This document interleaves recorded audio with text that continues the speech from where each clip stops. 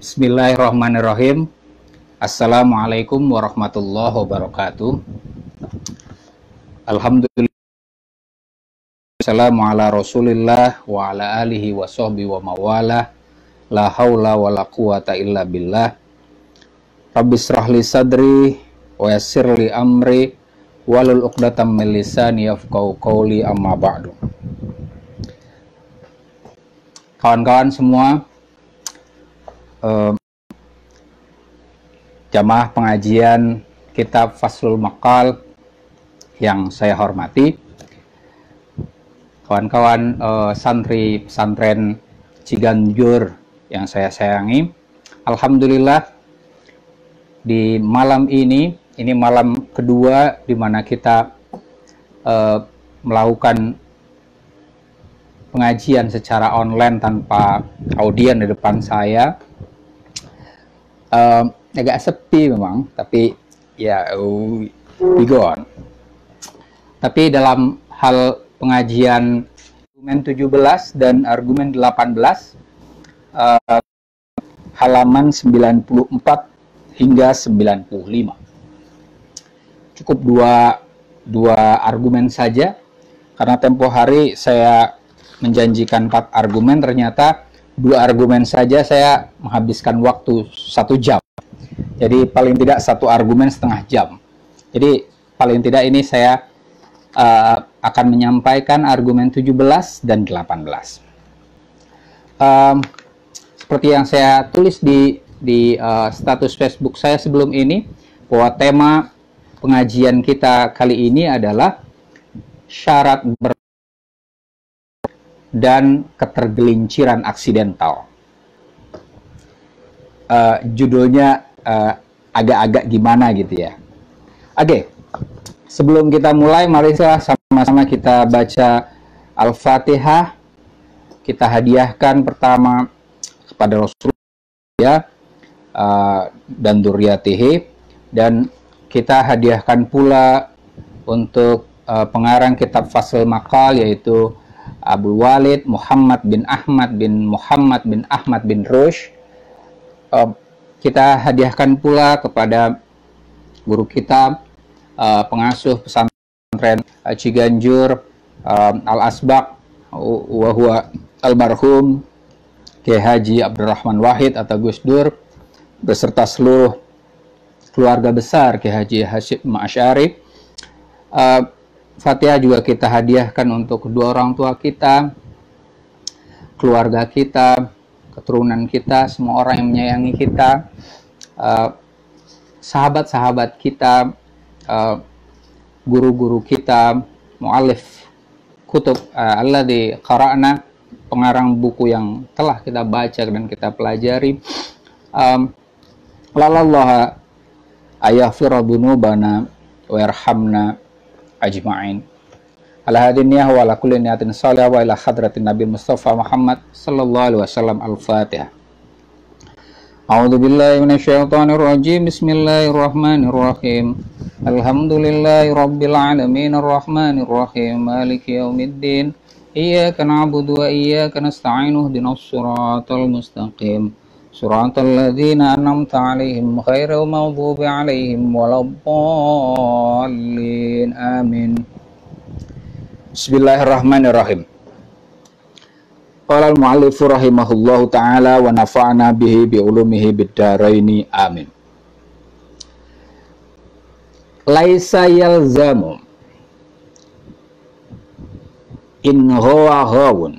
Laisa yalzamu, tidak seyogyanya, in huwa au in dhalla, apabila tersesat. Siapa ghawun, orang yang tersesat, apa yang tidak seyogyanya, annamna'aha, sekiranya kita melarang falsafah, hanya di sini amman huwa, amman bagi seseorang, huwa siapa man, itu ahlun laha,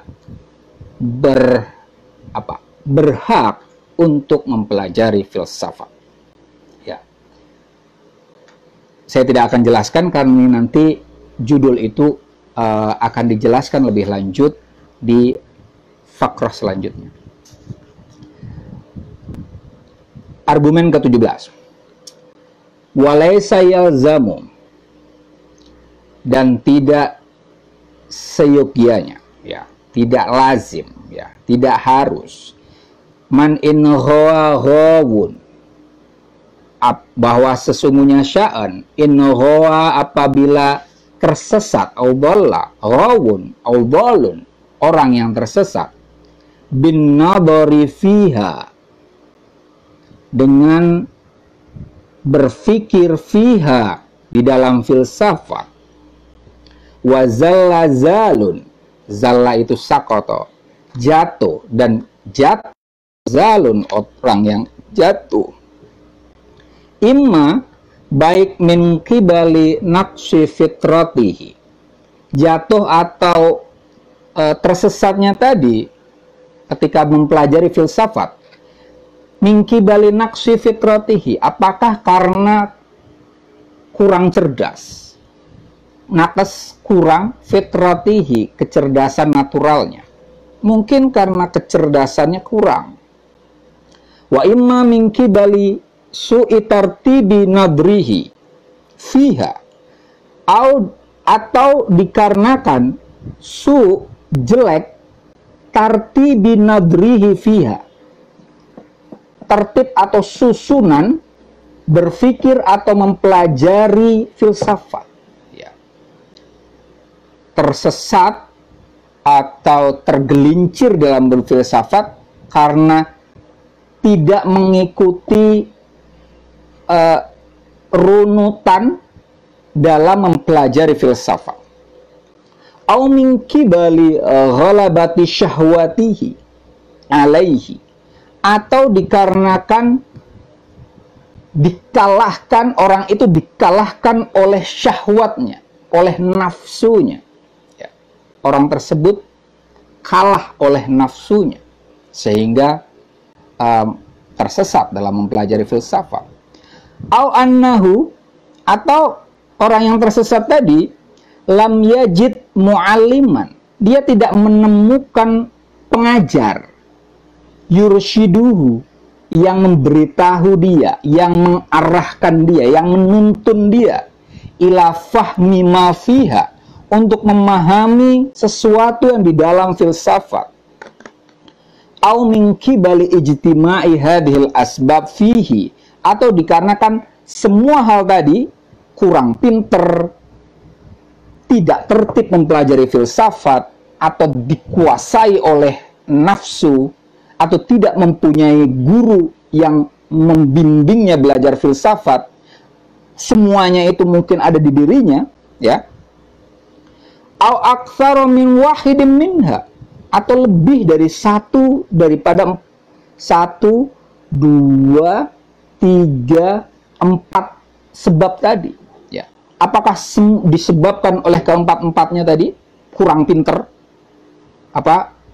tidak tertib mempelajari filsafat, dikuasai oleh nafsu, dan juga tidak mempunyai guru, ya. Atau tidak hanya satu tapi lebih dari itu, ya.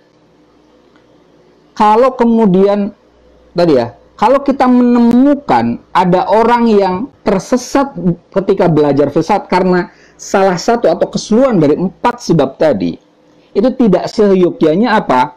Annamna'aha, kita melarang filsafat, anil ladzi huwa ahlun, bagi orang yang berhak, pantas untuk lin nadhari fiha, untuk berpikir dalam filsafat. Ya. Ini di pertemuan pekan lalu saya sudah membahas tentang syarat-syarat belajar filsafat. Ini tambahan syarat yang kemarin sudah kita pelajari, ya. Kemarin kita sudah sebutkan bahwa orang yang berhak mempelajari filsafat itu disebut oleh Ibnu Rushd, syaratnya ada 2. Tapi dalam 2 syarat ini sebenarnya ada 4 syarat, ya. 2 syarat itu adalah dzakaul fitrah, ya, punya kecerdasan natural, atau punya kesiapan rasional untuk mempelajari filsafat. Kemudian yang kedua itu al-adalah asyariyah, moderat, al-fadilah al-ilmiyah wal khuluqiyah, dan punya keutamaan ilmiah dan keutamaan etis, ya, keutamaan ilmiah dan khuluqiyah, ya. Jadi seseorang diperbolehkan untuk mempelajari filsafat itu apabila punya 2 syarat atau sederhananya 4 syarat, ya. Kemarin yang sudah kita pelajari. Ini nanti ada tambahan.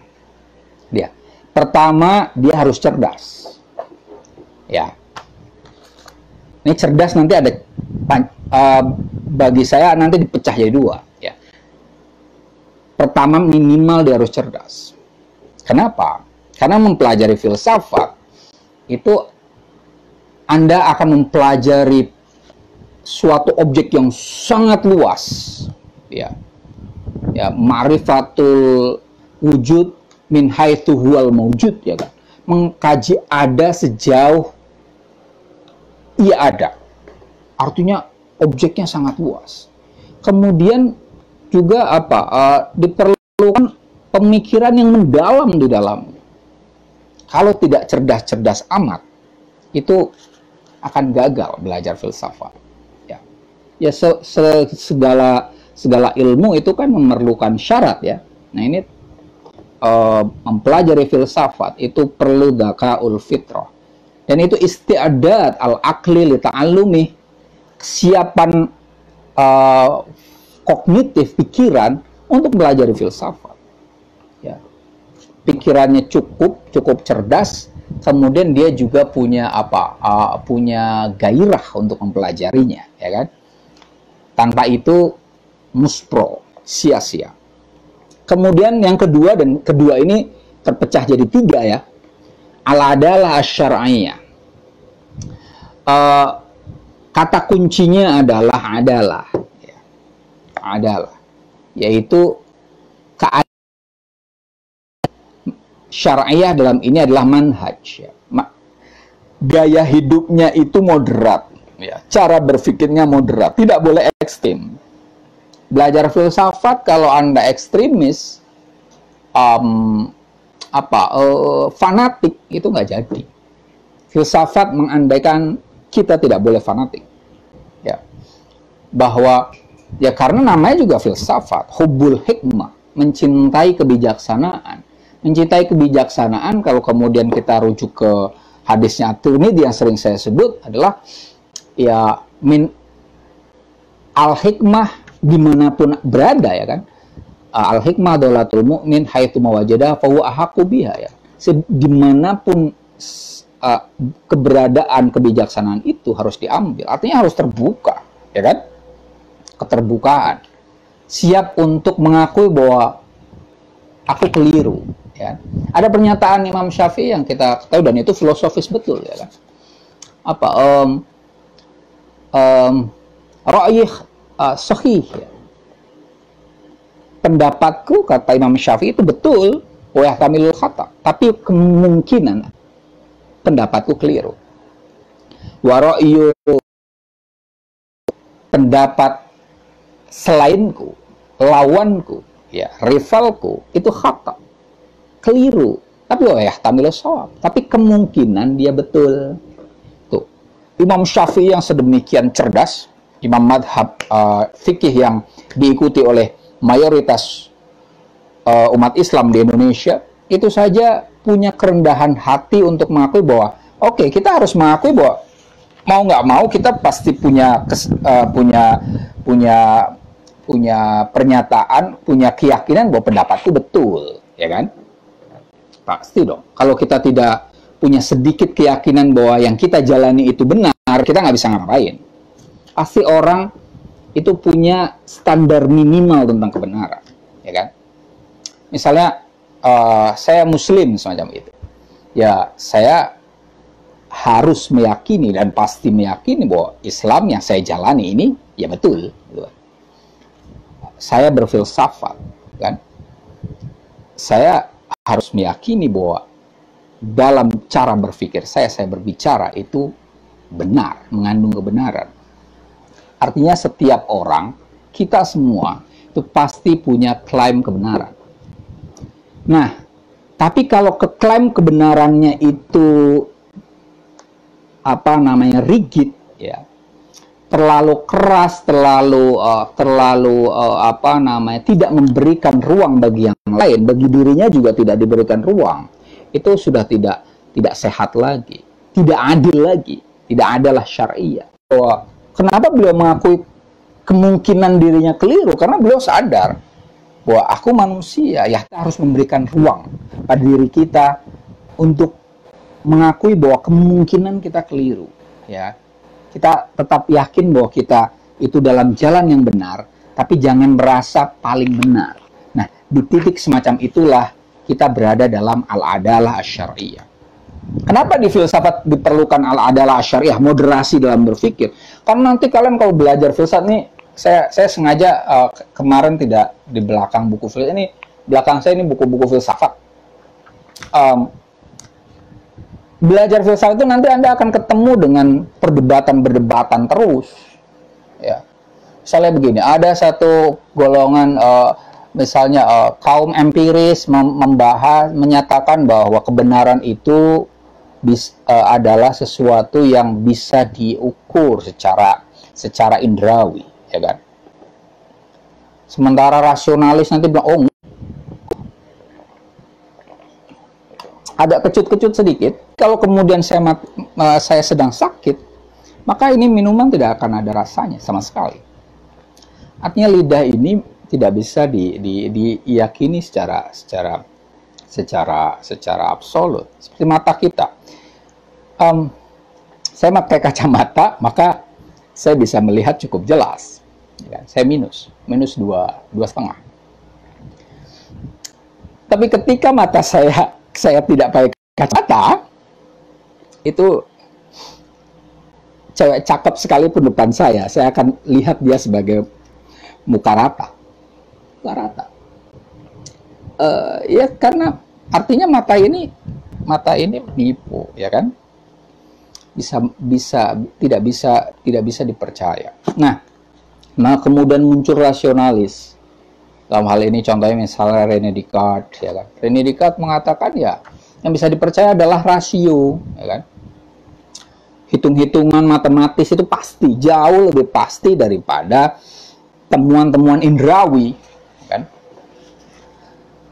Sejauh hitungan-hitungan misalnya rumus Pitagoras itu betul, maka ketika diterapkan maka akan betul, kan? Rumus persegi panjang, bujur sangkar dan seterusnya itu asalkan pas, maka akan pas juga. Itu. Tapi kemudian rasio kan juga punya batas, ya kan? Apa misalnya? Cinta itu tidak bisa dirasionalkan, ya kan? Susah. Kalau kemudian misalnya Anda ditanya, kenapa Anda mencintainya? Ketika Anda bisa menjawab dengan detail betul, Anda memang cinta dia. Tapi sebenarnya kalau dirunut lebih lanjut lagi itu kan tidak bisa dijelaskan. Cinta itu bisa dirasa, ya kan? Kita mencintai ya secara utuh, ya kan? Contoh sederhananya beginilah. Untuk Anda mengetahui betapa cinta itu beyond reason, beyond our sense, ya, common sense and panca indera. Anda perhatikan setiap orang tua itu selalu menganggap anaknya, misalnya baru melahirkan anak, ya, anaknya padahal hitam, tapi dia akan menganggap bahwa anaknya, misalnya gini, melahirkan anaknya agak hitam. Kemudian ada yang bilang, ada tetangga atau keluarga datang, kemudian bilang, kok agak hitam ya? Pasti marah dia. Padahal kenyataan. Jadi setiap orang tua itu menganggap anaknya itu yang paling ganteng lah, paling cantik lah, etc. Dan dia mencintainya, anakku yang ganteng banget, padahal hitam. Ya kan? Itu dan menyayanginya. Bahkan begini, bagi kalian yang punya bagi yang belum punya anak, tidak terbayang bagaimana cinta yang disebut sebagai, kalau Plato menyebutnya sebagai apa, agape ya. Cinta itu ada eros, ada agape, ada storge, dan seterusnya. Ada 4. Tapi paling tidak yang ingin saya bahas adalah agape. Itu cinta yang cinta yang seperti cinta matahari. Matahari itu menyinari tanpa mengharapkan pantulan sama sekali. Dia hanya ngasih saja. Orang tua yang bertanggung jawab ya, itu dia bersedia untuk mempertaruhkan jiwa raganya untuk anaknya. Dia akan mengatakan, di meme ada banyak kan ya, ke anaknya, nak belajar yang rajin ya, jadi anak yang baik ya, kamu mau apa, dan seterusnya. Berusaha memberikan yang terbaik untuk anaknya. Padahal sebenarnya misalnya orang tua, ayah, ibu, dan seterusnya, itu acap kali dia harus berpuasa, harus menahan keinginannya demi sang anak. Anda akan tahu itu kalau Anda punya anak, bahwa Anda kalau benar-benar berani mati ya. Tapi ketika Anda sudah punya anak, Anda mulai akan berpikir tentang, kalau gue mati anak gue gimana gitu. Nah itu tadi, taruhkan dirinya untuk anak. Nah ini sebagai contoh bahwa ada ruang yang tidak dipahami oleh rasionalitas. Kan nggak masuk akal ya tadi kan. Kok bisa sih orang mempertaruhkan akal? Ya kan? Nggak masuk akal. Kok bisa sih orang anaknya yang jelek kayak gitu tapi dianggap ganteng, dianggap cantik ya kan, padahal jelek. Itu kan nggak masuk akal, tidak sesuai dengan indera, tidak sesuai masuk akal. Itulah cinta kan. Itu sebagai contoh.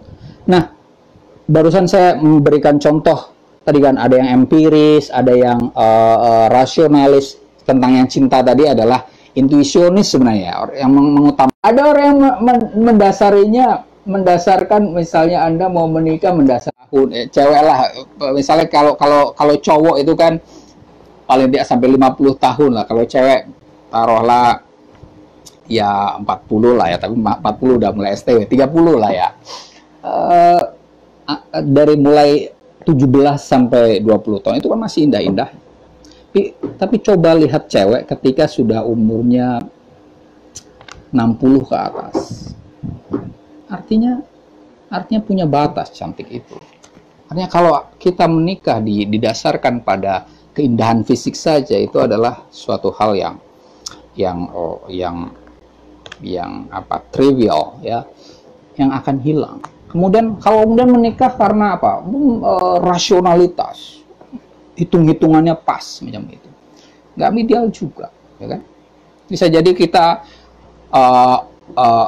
terus in dispute, ya kan? Berdebat terus, sama-sama cerdas nih. Lakinya cerdas, ceweknya juga cerdas, sama-sama filsuf lagi. Debat terus, kayak jadi bercinta. Kemudian ada juga orang yang misalnya menikah dasarnya intuisionis tadi, aku nyaman dengannya, gitu kan. Padahal jelek, atau padahal bego, itu juga nggak ideal juga. Tapi tadi kan, kalau sendiri, ini nanti kita akan ketemu bahwa di filsafat itu kita akan berjumpa berbagai aliran. Ingin saya katakan itu. Nah, kalau kemudian kita fokus di satu saja dan menjadi fanatik di situ, akan gagal berfilsafat. Berfilsafat itu sebenarnya berdialog dengan berbagai hal. Nah, berdialog itulah karena filsafat itu berdialog dengan berbagai pemikiran, maka al-adalah syar'iyah, moderasi itu jadi penting. Wah, terlalu lama saya di situ. Al-fadilah al-ilmiyah tadi kan. Berfilsafat syaratnya adalah punya keutamaan ilmiah. Keutamaan ilmiah itu artinya fokusnya adalah ma'rifatul haq. mengetahui yang benar. Belajar filsafat itu harus fokusnya adalah yang benar yang mana. Yang benar tidak harus di sini, mungkin saja di situ, gitu kan? Di sana, gitu. Ma'rifatul haq. Jadi kalau disadari ini ternyata keliru, ya kita perbaiki, kita mencari kebenaran itu dimanapun tempatnya. Ma'rifatul haq. Ya, yang dicari adalah kebenaran. Dan kemudian apa? Fadilah al-khuluqiyah, punya keutamaan etis. Apa? Tempoh hari saya sudah katakan bahwa filsafat itu selain ma'rifatul haq, mengetahui yang benar, juga apa? Fi'lul khair, melakukan yang baik. Tujuan berfilsafat adalah ingin mengetahui yang baik dan melakukan, ingin mengetahui yang benar dan melakukan yang baik. Berusaha untuk menjadi baik semampu mungkin. Nah, itu. Artinya, kalau seseorang berfilsafat tapi kurang pintar, fanatis, yang dicari bukan kebenaran, tapi hanya menang-menangan, atau dia tidak ingin melakukan kebaikan, cuma ingin mengatakan hal bahasa-bahasa keren saja, muspro. Ya. Nah, di sini ditambahkan lagi, ya. Orang juga bisa gagal belajar berfilsafat karena apa? Nafsu fitrah tadi kan, sama dengan yang tadi, kurang pintar. Gagal pasti. Karena apa? Ketika ketemu pendapat 1, pendapat 2, pendapat 3, ya kan? Kalau kita pakai Hegel, paling enggak, Hegel itu nama filsuf Jerman, itu kan dia punya metode yang disebut dialektika. Wah, kalau ada pemikiran, maka hadirkan lawannya. Ya. Kemudian carilah titik temu antara yang pertama dan yang kedua. Pemikiran yang pertama itu disebut dengan tesis, ya. Lawan dari tesis ini disebut dengan antitesis. Kemudian sintesis itu berusaha untuk mencari intisari yang baik dari keduanya. Artinya tesis dan antitesis itu ditinjau ulang, dikritik, yang buruk-buruk dibuang, yang negatif dibuang dari tesis atau antitesis, maka kemudian yang diambil adalah saripati yang positifnya. Itulah sintesis. Nah, di filsafat kita sering berjumpa dengan tesis dan antitesis itu. Bahkan sintesis pun nanti masih bisa ditinjau ulang, dikritik ulang. Kalau kurang pintar, dia baru sampai tesis mendapati antitesis, dan dia yang dicari bukan kebenaran, ya dia akan marah-marah, akan berdebat, dan gagallah dia dalam berfilsafat. Atau hanya kemudian akan mengatakan, oh bego, dungu, apa namanya, IQ-nya sekolam dan seterusnya. Itu apa? Itu bukan berfilsafat. Oke ya. Oh imaminki balisu itarti binadrihi. Ya. Orang gagal berfilsafat mungkin juga karena apa? Tidak runut dalam mempelajari filsafat. Ya. Di sini ada disebutkan apa? Kalau versi filsuf Islam, ada salah satunya di sini disebutkan oleh Muhammad Abid Al-Jabiri. Tartibnya itu adalah al-bad'u birriyadiyat, tumal mantiq, tumal ilahiyat. Ya. Pelajari matematika, logika, kemudian fisika, segala sesuatu, fisika lah ya, tabiiyat, kemudian ilahiyat, metafisika. Tapi saya tidak setuju dengan Muhammad Abid Al-Jabiri. Saya pakai sistem yang tempoh hari saya sudah ajarkan. Jadi mempelajari filsafat, kunci utamanya adalah logika, ya, bukan matematika. Ya. Atau kalau mau lengkap adalah yang tempoh hari saya sebut sebagai trivium. Ya. Mempelajari filsafat itu pertamanya harus menguasai trivium dulu. Apa itu trivium? 3 ilmu alat: gramatika, logika, dan retorika. Tempoh hari ada yang bertanya itu, santri di sini. Kemudian kata Pak Zain, kata dia, apa namanya, kunci ilmu segalanya itu adalah logika. Tapi kenapa masih ada gramatika? Oke, begini. Gramatika atau nahwu ya kalau bahasa Arabnya ya, atau tata bahasa di bahasa Indonesianya, itu adalah metode untuk memungkinkan kita berkomunikasi dasar. Cara untuk berbicara, menulis dengan baik dan benar. Itu paling dasar betul memang. Ya. Apa di Imriti misalnya apa tuh? Ada bait apa? Wan nahwu aula awalan ayyu'lama idzil kalamu dunahu la yufhama, gitu kan? Imriti ya. Bait keberapa itu? Saya lupa. Ya, jelas di Imriti ya kan? Imriti dulu di pesantren ya. Wan nahwu dan ilmu nahwu atau gramatika itu aula awalan ayyu'lama, adalah sesuatu yang pertama kali harus diketahui ya. Idil kalamu, karena pernyataan, idil kalamu dunahu, tanpa gramatika layufham, tidak akan dipahami. Makanya gramatika jadi dasar. Nah, tapi gramatika itu hanya membahas tentang bahasa spesifik, ya kan? Misalnya Arab, nahwu, sorof, ya.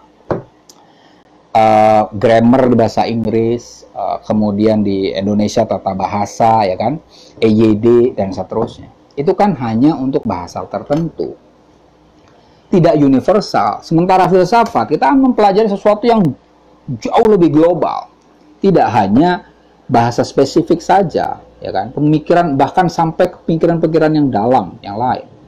Artinya kita perlu mempelajari gramatika rasional, gramatika pikiran, dan itu disebut dengan logika.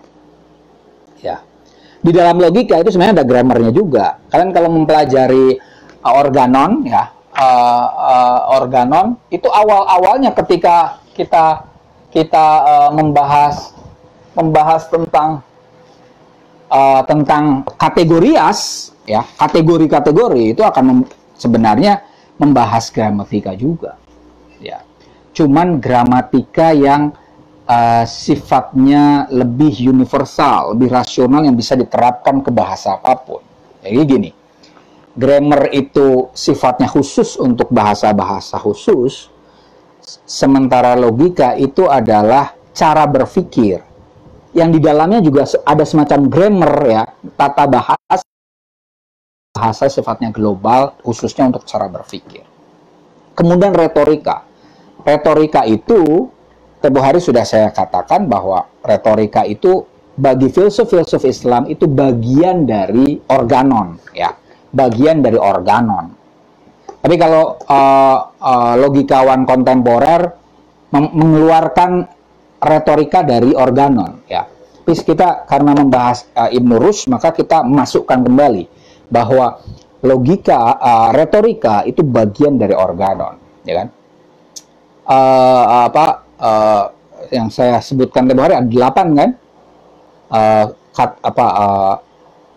Al-makulat, al-ibarah, kemudian tahlilul ula, tahlilul thaniyah, kemudian al-jadal, al-safsata'iyah, kemudian asy-syi'r, kemudian al-khitabah. Ada 8, ya kan? Kategorias, interpretation. Ini 8 ilmu logika Aristotelian yang disebut dengan organon. Itu ada 8, ya kan? Pertama kategorias, membahas tentang kata. Sederhananya kita sebut gitu ya. Kemudian on interpretation, membahas tentang kalimat lah ya, sederhananya, tentang proposisi sebenarnya. Kemudian tahlil al-ula, atau dalam hal ini adalah disebut dengan prior analitik, kemudian posterior analitik, kemudian topik, jadal itu topik, kemudian safsatah atau sofistika, ya. Apa sih kalau di sini? Sophistical LNC, istilahnya apa? Sophistical LNC, ya betul, ya. Sophistical LNC, kemudian dalam hal ini adalah poetik, baru yang terakhir adalah retorik, ya. Retorik itu adalah cara untuk mempersuasi, ya. lil iqna, untuk menyenangkan orang, meyakinkan orang, ya, membuat orang percaya benar atau salah nomor kedua itu. Yang jelas mengungkapkan sesuatu secara menarik. Nah, ya kan? Adik. Baru kalau sudah menguasai trivium itu, gramatika, logika, retorika, baru kemudian mempelajari dalam hal ini filsafat, ya. Quadrivium yang 4, ya, itu kan bagian dari filsafat teoritis, ya. Seperti tadi bahwa ada fadilah ilmiah, ada fadilah al-khuluqiyah, ya kan? Keutamaan ilmiah dalam hal ini mengetahui yang benar, ya, ma'rifatul haq. Kemudian ada al-fadilah al-khuluqiyah, keutamaan etis, dalam hal ini melakukan yang baik, ya. Nah, upaya berfilsafat yang bertujuan untuk mengetahui yang benar itu nanti memunculkan apa yang disebut dengan filsafat teoritis, ya. Filsafat teoritis itu, ya, tempo hari sudah saya jelaskan, membahas tentang hal-hal yang fisika, hal yang antara fisik dan abstrak, ya, abstrak tapi dasarnya dari yang fisik, matematika ilmunya. Kemudian membahas hal-hal yang sama sekali tidak ada urusannya dengan hal yang fisik, itu dibahas oleh metafisika. Ini filsafat yang teoritis. Kemudian filsafat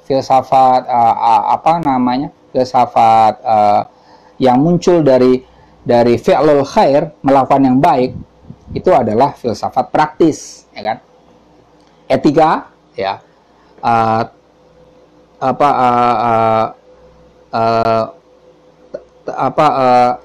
kemudian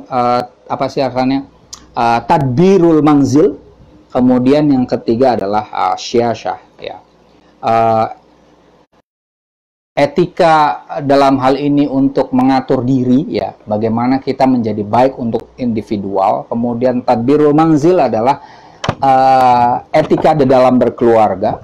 Kemudian yang ketiga adalah politik, dalam hal ini adalah etika untuk kehidupan sosial bernegara.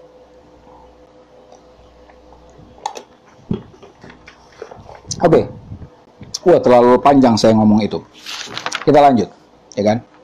Tadi, keliru berfilsafat kadang dikarenakan karena tidak runut itu. Jadi, artinya kalau belum tiba-tiba mempelajari metafisika, keliru. Orang mempelajari metafisika itu harus melewati fisika dan matematika dulu. Melewati trivium dulu. Kalau loncat, tiba-tiba orang belajar filsafat lalu membahas tentang hal-hal yang yang metafisik, ya bingung dia, ya. Makanya kayak kita sekarang belajar filsafatnya kan baru belajar pengantar, ya kan, agar nanti majunya lebih enak, ya kan. Setelah ini semoga kita sampai hatam ini kitab ini, nanti kita akan belajar logika. Oke, kemudian apa? Min kibali ghalabati syahwat.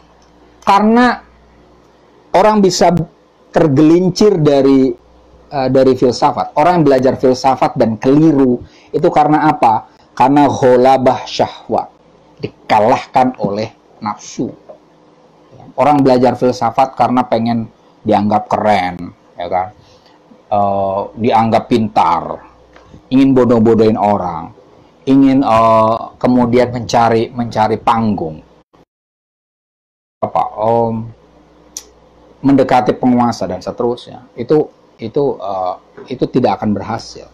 Kenapa? Karena begini, ketika seseorang mempelajari filsafat hanya untuk keren-kerenan saja, ya, padahal dia itu mungkin keliru. Ketika dia dikritik dan ditunjukkan kelemahan dia pasti akan mengelak. Kenapa? Karena ghalabah syahwat tadi, ya kan? Dia Orang yang ghalabah syahwat tidak akan adalah syariah, ya kan? Orang yang dikuasai oleh nafsu itu tidak mungkin adil, tidak mungkin moderat. Orang yang dikuasai oleh nafsu itu tidak akan berpikir yang damai. Padahal berfilsafat harus kepalanya dingin, hatinya hangat, semacam itu. Ya. Kemudian apa? Aulam yajid mu'alliman yurshiduh, tidak punya guru. Ya. Ini saya sengaja mengajar filsafat ke pesantren karena kita sayang sekali ya, pesantren tidak mengajarkan filsafat semacam itu. Maka ini saya sengaja di pesantren Ciganjur dengan pesantren mahasiswa filsafat, minimal pengantar filsafat, ya kan? Agar kalau ketika mereka belajar filsafat itu ya punya mu'allim, ya, mursyid. Artinya guru filsafat tuh hampir seperti kalau kayak di tasawuf itu ya mursyid, ya kan? Mursyid saya di dalam filsafat kemarin baru meninggal, Allah yarham, Al-Ustadz Profesor Dr. Hamdi Zazu, ya, itu kan pengantar filsafat Islam. Mursyid saya juga kalau di Al-Azhar itu Abdul Mu'ti Bayumi almarhum juga. Kemudian mursyid saya di filsafat, saya masih sering email-emailan dengan beliau karena saya sudah menulis 3 buku lah tentang sudah meneliti tiga penelitian tentang Hasan Nafi sampai sekarang. Artinya dari dulu sampai sekarang beliau masih hidup, kelahiran tahun 1935, ya, sudah sangat sepuh beliau, sudah mulai lamur, matanya itu sudah tidak jelas, jalannya juga pakai kursi roda gitu. Beliau lah mursyid saya dalam hal filsafat. Dari beliau itulah saya kemudian tahu, mempelajari ini itu semacam itu, ya. Nah, kalau ijtima'u 4 itu ada di dalam seseorang, kemudian ada orang yang misalnya tadi kurang pintar, belajar filsafatnya loncat-loncat, kemudian dia belajar filsafat karena didorong oleh nafsu, bukan untuk mencari kebenaran atau menjadi baik, atau dia belajar otodidak secara ngawur, kemudian tersesat. Ada orang yang tersesat, kita diakui ada orang yang belajar filsafat tersesat, ada banyak, ya. Ada yang belajar filsafat kemudian tiba-tiba mengaku ateis, banyak. Tapi kemudian apakah akan kita katakan bahwa filsafat mengajak orang ke ateis? Ya keliru, enggak. Kemudian kita larang. Kalau kita temukan ada orang belajar filsafat gila misalnya, kemudian akan kita katakan jangan belajar filsafat, nanti kamu gila. Ya, keliru. Nah, Ibnu Rushd ini menjawab tentang pernyataan itu, ya. Kalau ada orang yang belajar filsafat dan kemudian tersesat karena minimal 1 atau lebih dari 4 sebab tadi, itu kita tidak seyogyanya melarang filsafat secara total kepada semua orang. Kenapa? Fa inna hadzal nahwa min adh-dharar. Sesungguhnya bahaya itu, dolal itu, ketersaatan itu, ya, ad-dahili min kibaliha, yang masuk ke dalam filsafat, huwa syai'un lahiqaha bil haram. Huwa, sesuatu yang berbahaya yang masuk ke dalam filsafat itu adalah sesuatu lahiqaha yang bil arodi, secara aksidental, la bidzat, tidak secara esensial. Mohon maaf ini saya di sini istilahnya Pak, arod itu aksidental, sementara bidzat itu yang esensial. Bidzat itu contohnya gini. Air apa namanya? Air mineral, ya. Air mineral rasa esensialnya apa? Secara esensial rasanya adalah tawar, ya kan? Warnanya apa? Bening, ya kan? Itu air tawar secara zati atau esensial itu warnanya bening, ya. rasanya tawar. Tapi ini air tawar itu saya masuki jeruk nipis menjadi infused water. Tentu saja warnanya sudah mulai agak tidak terlalu jernih, ya.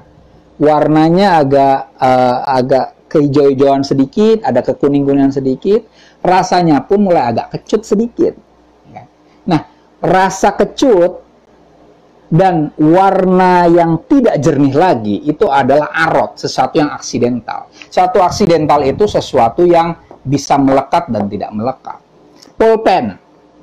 Pulpen secara zat adalah alat untuk menulis, ya kan? Tapi bentuknya, warnanya itu adalah sesuatu bil arot, sesuatu yang aksidental. Di sini pulpen saya tutupnya adalah hitam, bisa jadi saya punya pulpen warnanya merah dan seterusnya. Itu semua arodi, ya. Tapi semua bidzat yang namanya pulpen adalah alat tulis, gitu. Nah, kembali ke tadi, filsafat, sesuatu yang berbahaya dalam filsafat itu sesuatu yang sifatnya aksidental, ya. Bahaya atau ketergelinciran orang yang belajar filsafat kemudian dia tersesat itu sebenarnya ada sesuatu doror, suatu bahaya yang masuk ke filsafat itu secara aksidental, bukan karena filsafat itu sendiri doror, ya. Contoh, kita lanjutkan. Walaisa yajibu, dan tidak wajib fi makana nafi'an bitobi'ihi, pada sesuatu yang bermanfaat bitobi'ihi, secara tabiatnya, wadati, dan secara zatnya, ayut roka, sekiranya ditinggalkan, limakanin ini likauni, ya. Ini ada keterangannya, limakan ini masdar mim, ya, dari kana, ya. Likauni mudirrotin, karena adanya bahaya, maujudatan yang ada, maujudatin fihi, maaf, mudirrotin maujudatin fihi bil arot, karena adanya bahaya yang ada di dalam sesuatu itu bil arot, ya. Sesuatu yang pada dasarnya bermanfaat, jangan sampai sesuatu itu kemudian dibuang hanya karena ada bahaya yang sifatnya aksidental, ya. Nih, dikasih contoh.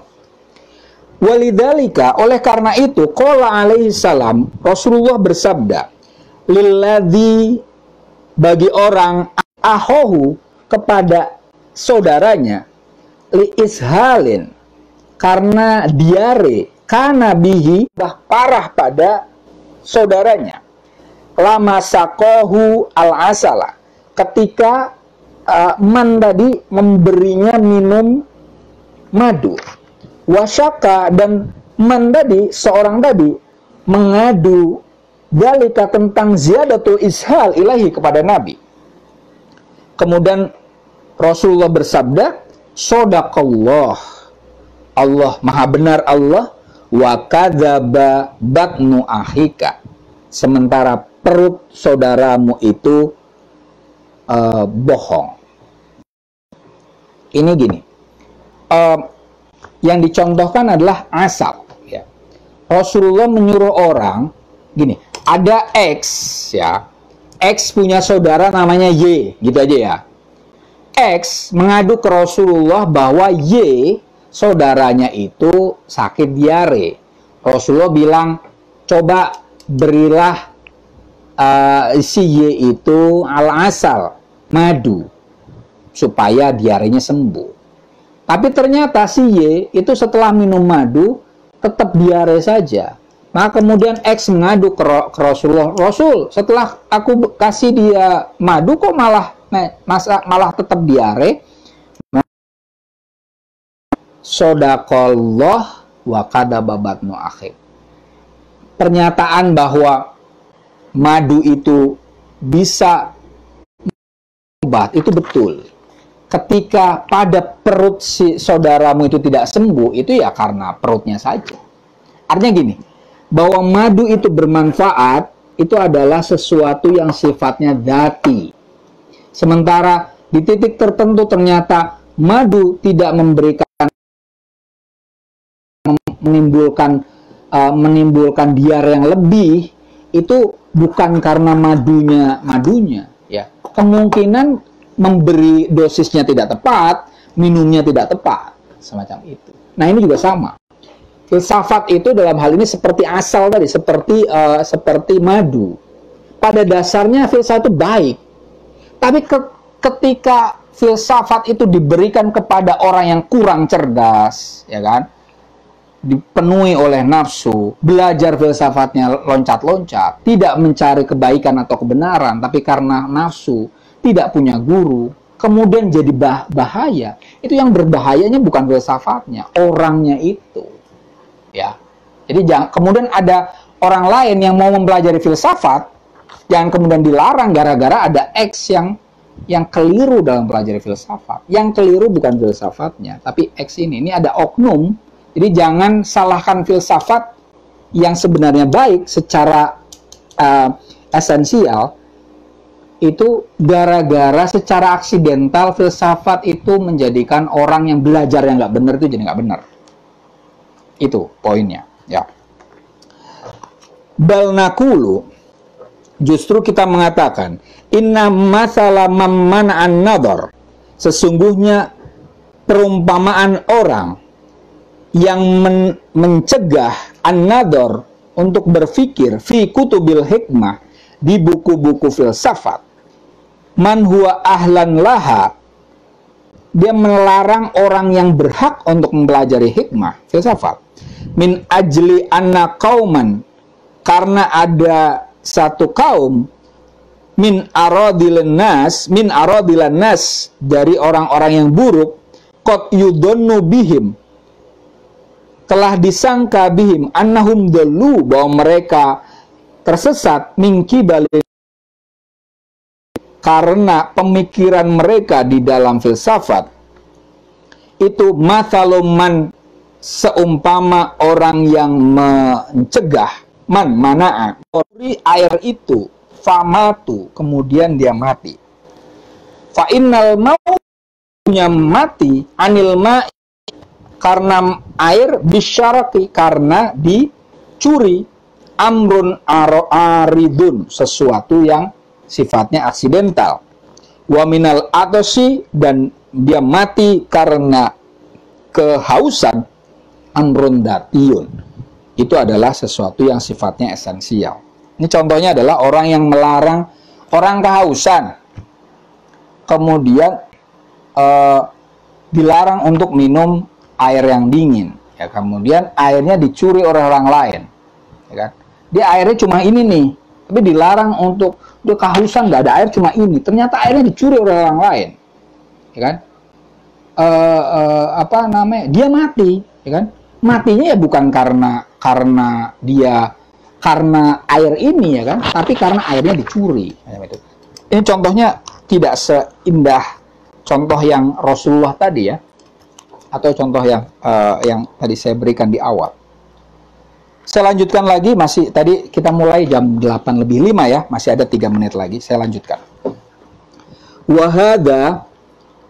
Wahadalladzi arada li hadhihi sina'ah, dan sesuatu yang hadir li hadhihi sina'ah, pada ilmu ini, filsafat maksudnya, wa syai'un aridun, sesuatu yang aksidental, lisa iris sona'i, bagi semua ilmu-ilmu. Fakam min fakihin, berapa banyak ahli fikih, kanal fikhu, ada apa fikih, itu sababan, menjadi sebab, likillati tawarru'ihi, dari sedikitnya sifat warok dia. Warok itu sifat asketis. Asketis itu tidak tidak terlalu mengejar dunia, ya. Wa haudhihi fid dunya, gara-gara fikih, seseorang ahli fikih itu menjadi orang yang haud, menyelam terlalu dalam fid dunya, di dalam urusan agama. Berapa banyak orang yang belajar fikih, tapi gara-gara fikih, setelah mempelajari fikih itu, dia jadi kurang warok, dia jadi terlalu bergelimang dunia. Ini contohnya dalam hal ini di zaman Ibnu Rushd ya. Banyak fuqaha yang menjadi ahli fikih tapi kemudian jadi bergelimang harta semacam itu ya. Tidak hati-hati, bahkan berusaha untuk mempermainkan hukum, ya kan? Membela penguasa. Ya, itu ada dalam fikih ya. Di politik juga sama kan. Orang belajar politik ada yang kemudian mencari pun bagi tuannya. Ada kan? Oke. Bal aktsaru al-fuqaha kadzalika. Bahkan mayoritas ahli fikih kadzalika najiduhum. Kami dapatkan semacam itu kata Ibnu Rushd. Kurang warak dan terlalu bergelut dengan urusan duniawi ya. Wasina'atuhum, padahal ilmu mereka fikih dalam hal ini innama taqtadi bidzat al-fadilah al-amaliyah. Padahal ilmu mereka secara esensial itu mengarahkan kepada keutamaan praktis, keutamaan dalam bertindak. Fikih kan mengajarkan hal-hal yang baik tuh. Ya kan? Kita belajar zakat, itu kan agar apa? Agar kita punya kepedulian sosial. Kita diajari oleh fikih puasa agar berempati, yang kesulitan untuk makan, ya kan? Fikih itu mengajarkan hal-hal yang taqtadi al-fadilah al-amaliyah, mendorong kita, mengakibatkan kita memiliki keutamaan praktis, ya kan? Ya.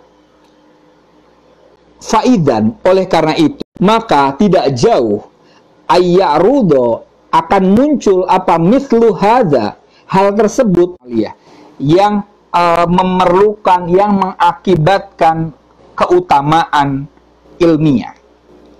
Kama arodo, sebagaimana muncul tadi ya, ekses tadi, doror tadi, arod tadi, fissina'ah, di ilmu allati yang taqtadi al-fadilah al-amaliyah, yang mengakibatkan atau yang memunculkan yang membutuhkan keutamaan amaliyah. Tadi ilmu fikih itu mengajarkan dan seharusnya mengakibatkan keutamaan praktis. Praktis itu dalam tindakan. Dengan berfikih, fikih mengajarkan kita melakukan tindakan yang baik. Tapi ternyata sebagian orang yang belajar fikih malah menjadi tidak baik tindakannya. Apakah dengan demikian kita katakan bahwa ilmu fikih itu jelek dan dilarang untuk belajar, mempelajarinya? Kan ya enggak, ya kan? Tadi fikih terlalu umum, terlalu jauh mungkin ya. Kita kasih contoh yang tadi saya sudah sebutkan, politik. Sebagian orang yang namanya politik aslinya adalah politik itu adalah ilmu yang mempelajari cara mengatur masyarakat dengan baik. Ya. Bagaimana mengelola kekuasaan. Tapi sebagian orang yang mempelajari ilmu politik itu menggunakan ilmu politik untuk kekuasaan ansih, menghalalkan segala cara dengan politiknya itu, membenarkan yang salah dan menyalahkan yang benar. Apakah dengan demikian kita katakan bahwa ilmu politik itu terlarang secara total? Ya enggak. Keburukan-keburukan yang muncul dari ilmu politik itu adalah sesuatu yang sifatnya aksidental. Sesuatu yang kadang ada, kadang tidak. Tapi politik sebagai politik itu secara esensial pada dasarnya baik. Ya. Jadi jangan sampai kita katakan ketika kita temukan bahwa orang yang mempelajari ilmu politik kemudian dia menjadi orang yang menghalalkan segala cara,